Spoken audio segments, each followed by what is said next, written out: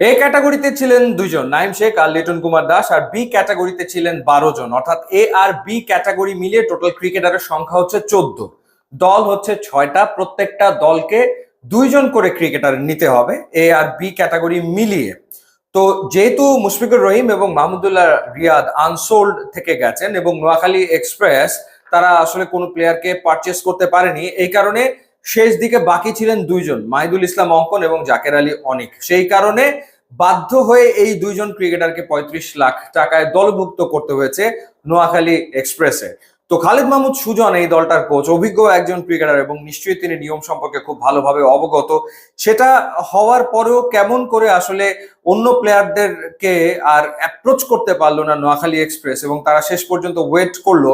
তারা কি আসলে নিয়মটা জানতো কিনা কে জানে। তারা হয়তো চিন্তা করেছে যে তারা এ বি ক্যাটাগরি থেকে কোনো ক্রিকেটারই নেবে না, তারা সি ক্যাটাগরি থেকে ক্রিকেটার নেবে, সেই কারণেই তারা অপেক্ষা করছিল এবং শেষ দিকে বলা হলো যে না, বাধ্যতামূলকভাবে 2জন ক্রিকেটারকে নিতে হবে।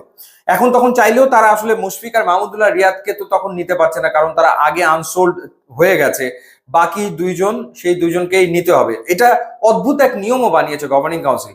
মানে আমি যদি নিতে না চাই তাহলে আমি আসলে নিব না, আবার যেহেতু নিয়ম বানিয়েছে যে 2জনকে আমার নিতেই হবে, তাহলে তো আমি চাইলে মুশফিক আর মাহমুদুল্লাহ রিয়াদ প্রথমে আনসোল্ড ছিল, আমি আবার চাইলে কিন্তু ওই 2জনকে নিতে পারতাম।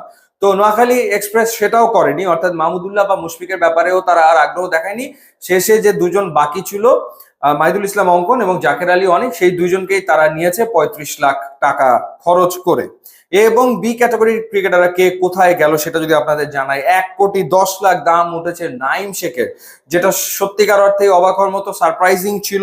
তাকে নিয়ে 3টা দল রীতিমতো টানাটানি করেছে এবং শেষমেশ চট্টগ্রাম রয়্যালস তাকে 1,10,00,000 টাকায় দলভুক্ত করেছে। আর লিটন দাস, মানে নাইম শেখের দাম উঠে গেছে 1,10,00,000, সেই তুলনায় লিটন দাসকে তো রংপুর রাইডার্স কমেই পেয়ে গেল 75 লাখে। লিটন কুমার দাস তিনি রংপুর রাইডার্সে খেলবেন। বাংলাদেশের টি-20 ক্রিকেটের হাইয়েস্ট রান গেটার, সর্বোচ্চ সংখ্যক 50-র মালিক, 16টা 50 তিনি করেছেন। সেই লিটন কুমার দাস 75 লাখে খেলবেন রংপুর রাইডার্সে।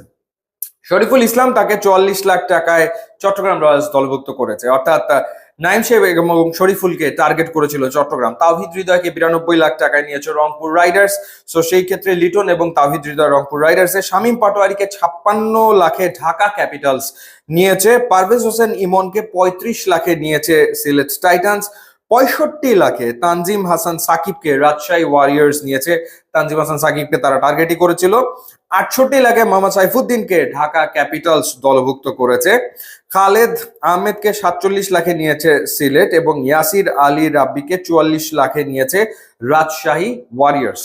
তো এই ক্যাটাগরিতে নোয়াখালী ধাক্কা খাওয়ার পর তারা কাভার আপ যেভাবে করার চেষ্টা করেছে, তারা ডিরেক্ট সাইন করিয়েছে সৌম্য সরকার এবং হাসান মাহমুদকে। তাদের দেশি হচ্ছে কুশল পেটিস এবং জনসন চার্লস। এরপরে তারা বাই ডিফল্ট পেয়ে গেছে অঙ্কন এবং জাকের আলী অনিককে। এরপর তারা হাবিবুর রহমান সোহানকে নিয়েছে 50 লাখ টাকা খরচ করে। এটা একটা ডেফিনেটলি আমার মনে হয় যে খারাপ পিক হয়নি, খুবই ভালো পিক হয়েছে।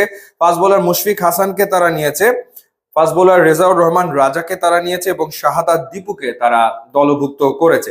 কিন্তু ওই ক্যাটাগরিতে আসলে বোঝা যাচ্ছিল না যে নোয়াখালী টার্গেট করেছে কোন প্লেয়ারকে, মানে সেই অ্যাপ্রোচটা কিন্তু বোঝা যাচ্ছিল না। যাই হোক, তারা শেষমেশ কিন্তু কাভার আপ করার চেষ্টা করেছে। এখন দেখা যাক ওভারঅল টিমটা কেমন হয়। তবে সবচেয়ে বড় ঘটনা হচ্ছে বিপিএল এর দামি প্লেয়ার নাইম শেখ 1,10,00,000, এবং শিরোনাম হচ্ছে যে জাকের আলী অনিক এবং মাহিদুল অঙ্কন তারা আসলে নিয়মের জালে পড়ে চলে এসছেন নোয়াখালী এক্সপ্রেসে।